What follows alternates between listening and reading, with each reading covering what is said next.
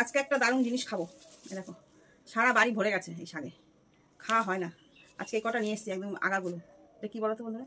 তেলাকুচি পাতা। এটা কিন্তু খুব উপকার। ছোটো ছোটো করে কেটে একটু আলু দিয়ে, আজকে রসুন দিয়ে একটা রাঁধুনি ফোড়ন দিয়ে রান্না করবো। শুধু আমি একাই খাবো, কেউ খাবে না, বুঝছো? আর কি রান্না করবো ভাবছি, এটা তো আমার একার জন্য। সকালবেলা হলে এক চিন্তা, কী রান্না করবো, কী খাবো। বাজার থেকে নিয়ে এসেছি যে বরবটি, আর হচ্ছে তোমার উচ্ছে, আর হচ্ছে টমেটো, লঙ্কা। এই হচ্ছে বাজার নিয়ে এসছে। মাছ নিয়ে এসছে, জ্যান্ত রুই মাছ। জ্যান্ত রুই মাছটা ভাবছি কী দিয়ে করবো। এই ফ্রিজে ছিল পটল, ফ্রিজে পটল আবার উচ্ছে নিয়ে এসছে। ভাবছি পটল আলু দিয়ে একটু ঝোল করি আজকে, মাছের জ্যান্ত মাছ তো ভালো লাগবে। আর ডাল করবো না ভাবছি। আমও নিয়ে এসছে, কাঁচা আম, পাকা পাকা হয়ে গেছে। চলো তাহলে রান্নাবান্না সব গুছিয়ে নিই।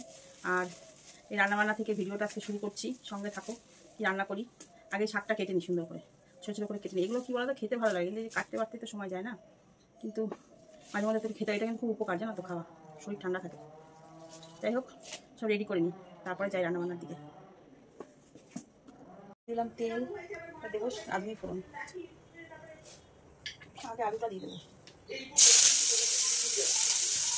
আলুটা দিয়ে লবণ হলুদ দিয়ে দেবো।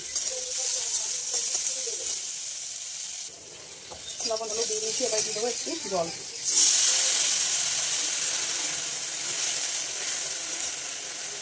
এবার দিয়ে দেবো শাক, আর দুটো লঙ্কা ছেড়ে দিয়ে দেবো।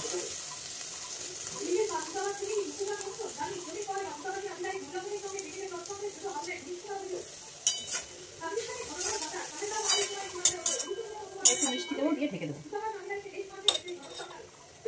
একটু মিষ্টি দিলাম, এবারে ঢেকে দেবো। রসুন খেতে করে দিলাম। রসুনটা যদি এখন দেয় না, সেন্টটা দারুণ বেরোয়। আর ভেজেও অনেকে দেয়, আমি ভেজে দিলাম, এইভাবেই দিই। বাস এবারে একটু জল, ঝোলটা টানলে নামিয়ে দেবো। দেখো হয়ে গেছে।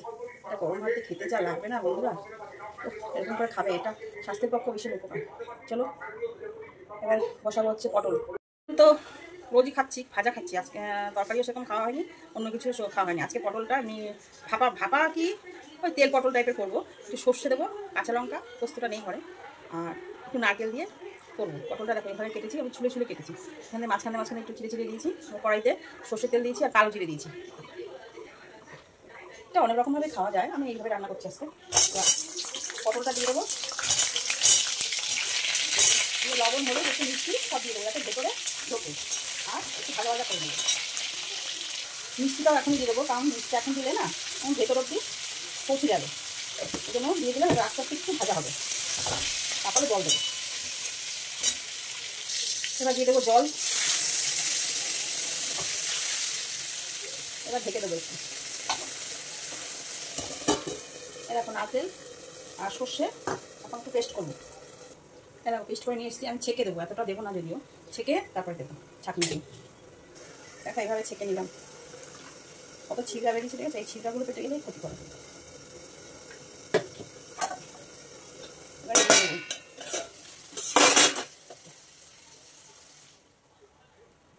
গ্যাসটা বাড়িয়ে রান্না করে নিই 5 মিনিট মতন, তারপরে নামিয়ে ফেলবো।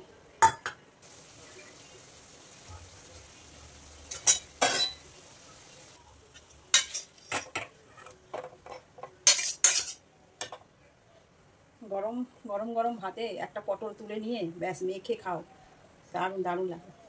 চলো কেমন লাগলো রেসিপিটা অবশ্যই জানিয়ে।